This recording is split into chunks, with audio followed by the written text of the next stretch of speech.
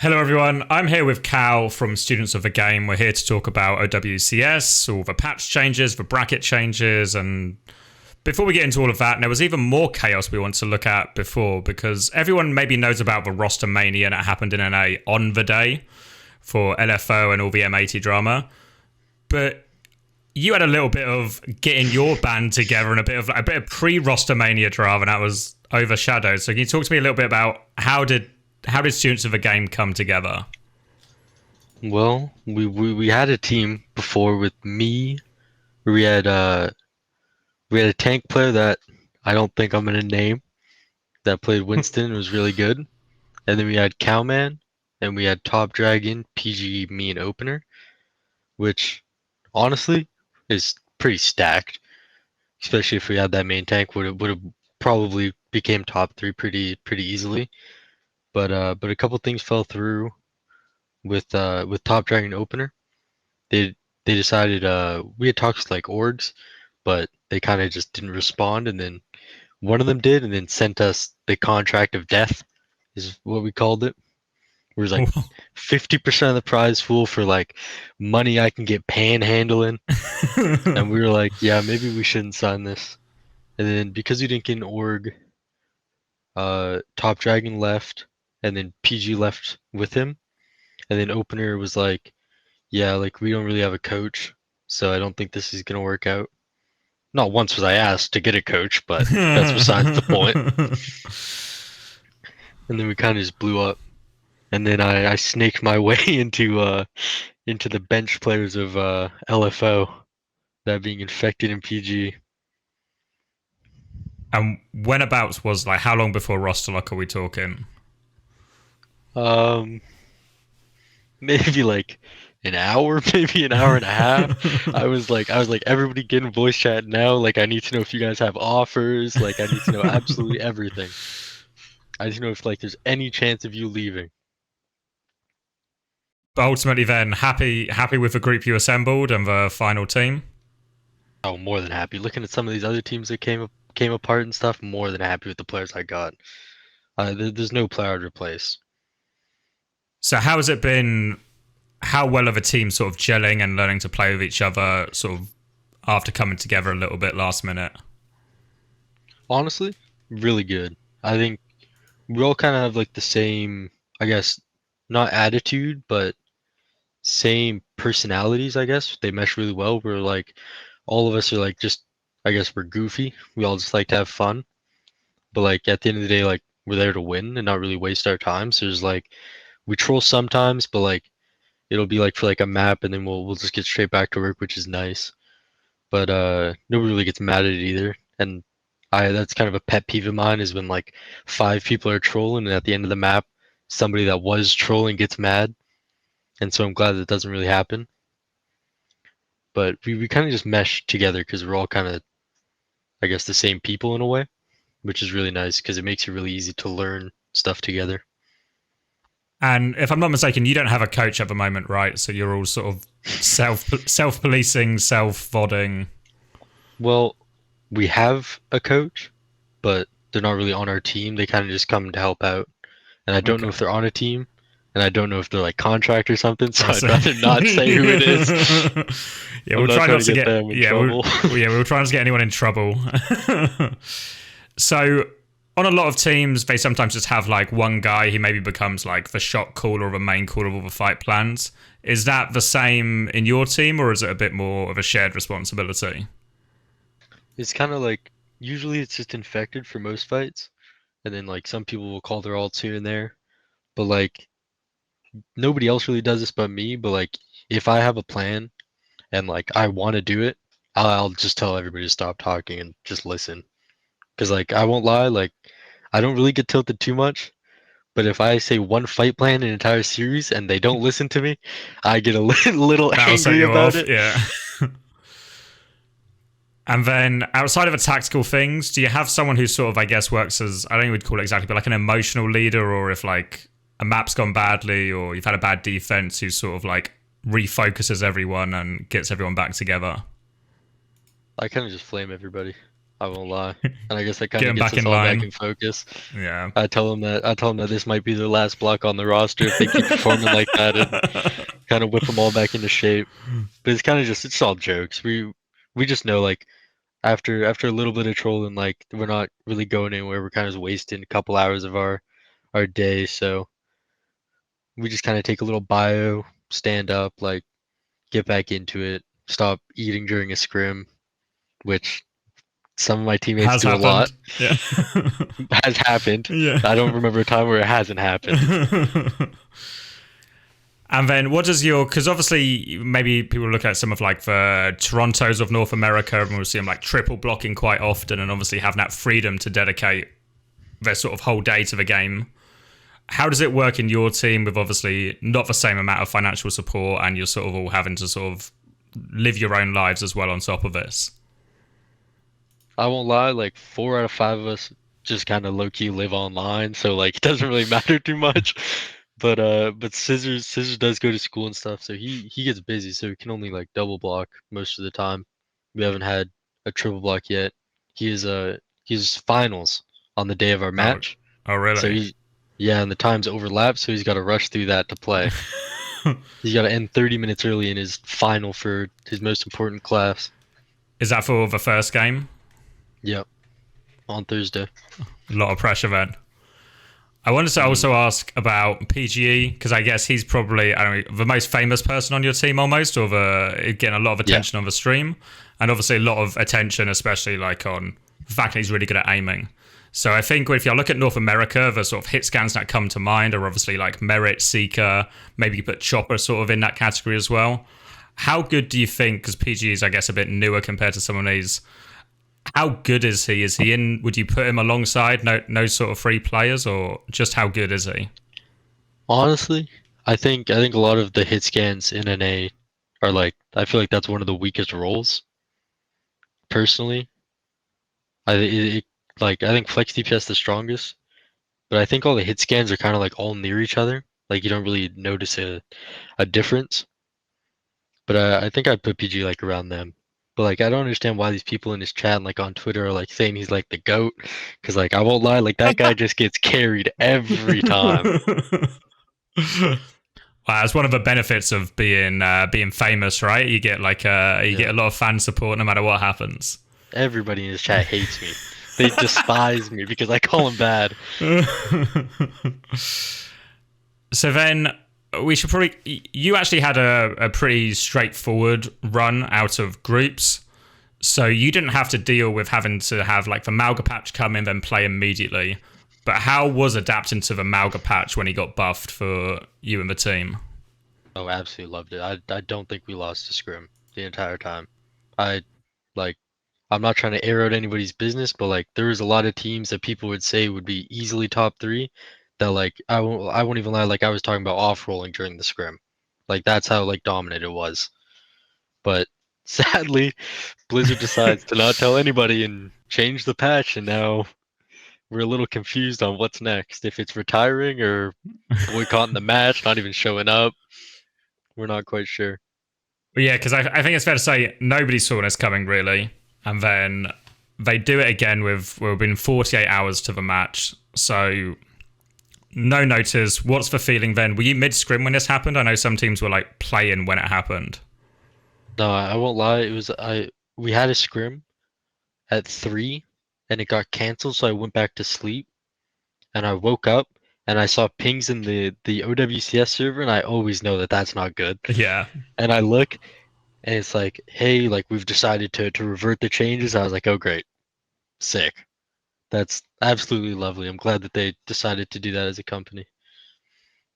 So what's this like then? Because obviously I think I've spoken to a lot of players from the different teams, and one of the things that seems to be true for everyone is it just adds a lot of stress and a lot of chaos as you've spent the whole week preparing for your matchup, expecting one thing, and now you have to sort of change it all last minute, and you don't even know what the other team's going likely to play now.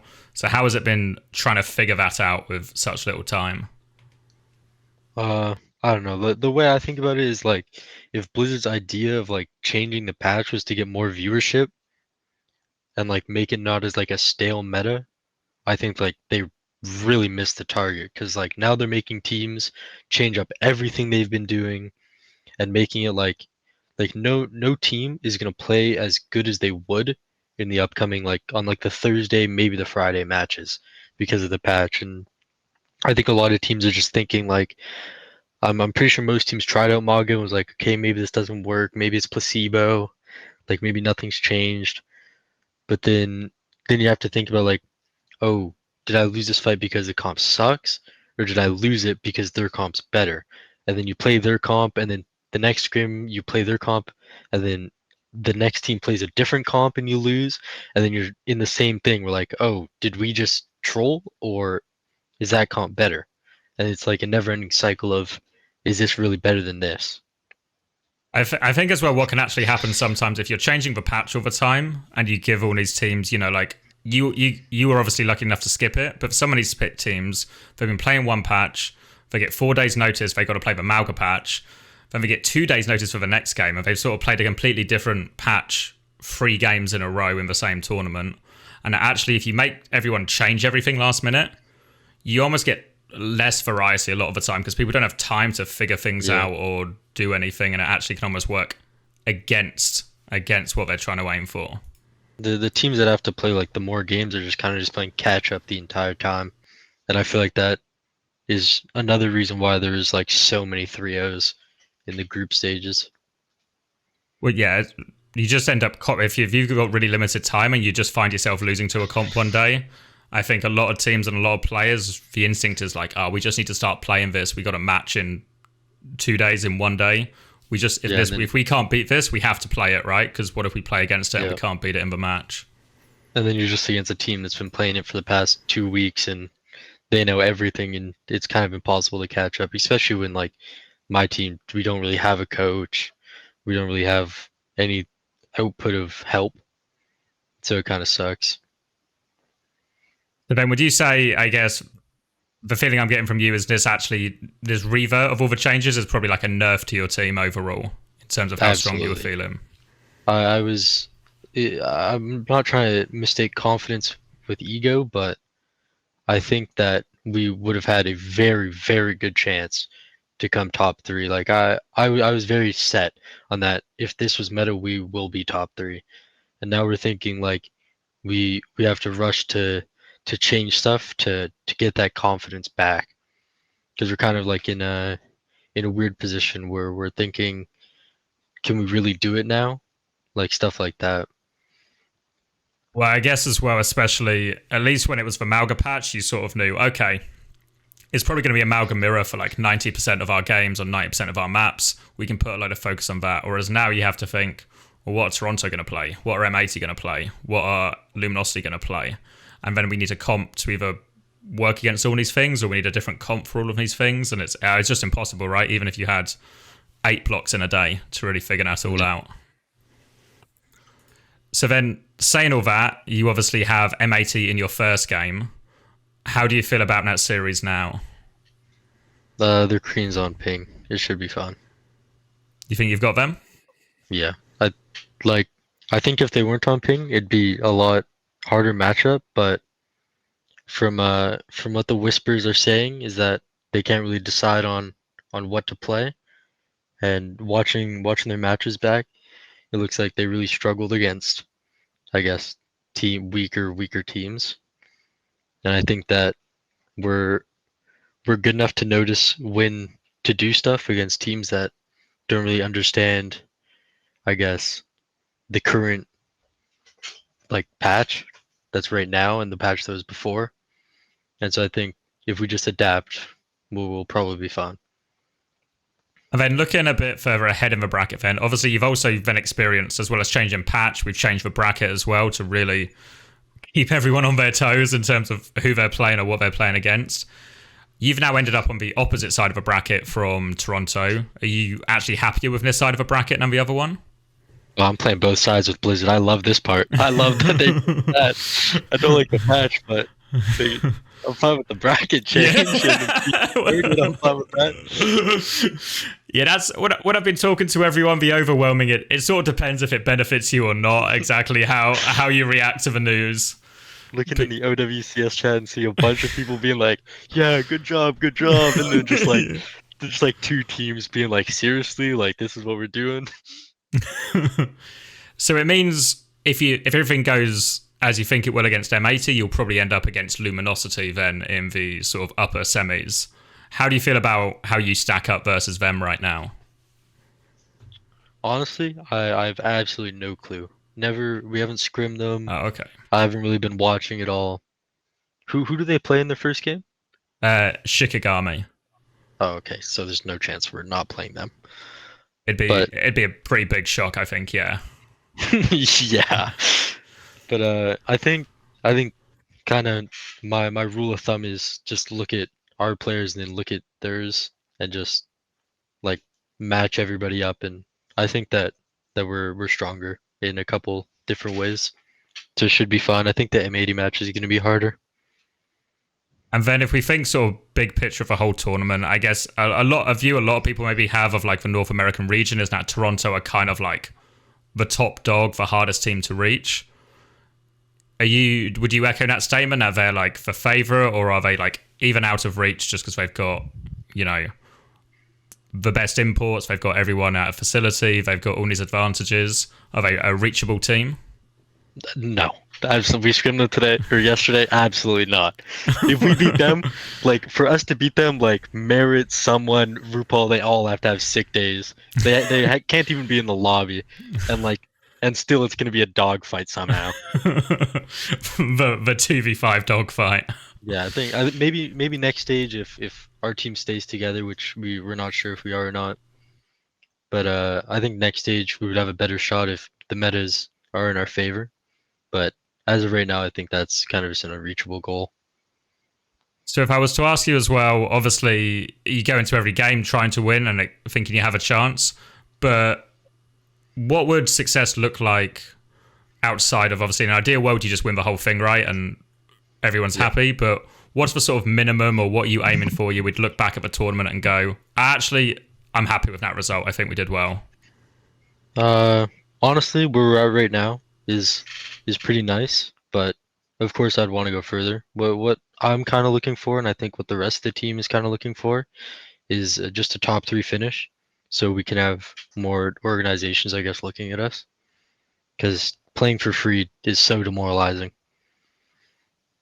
Has it been, because obviously you got, I guess, only a brief experience of Overwatch League before they shut the doors. Yeah.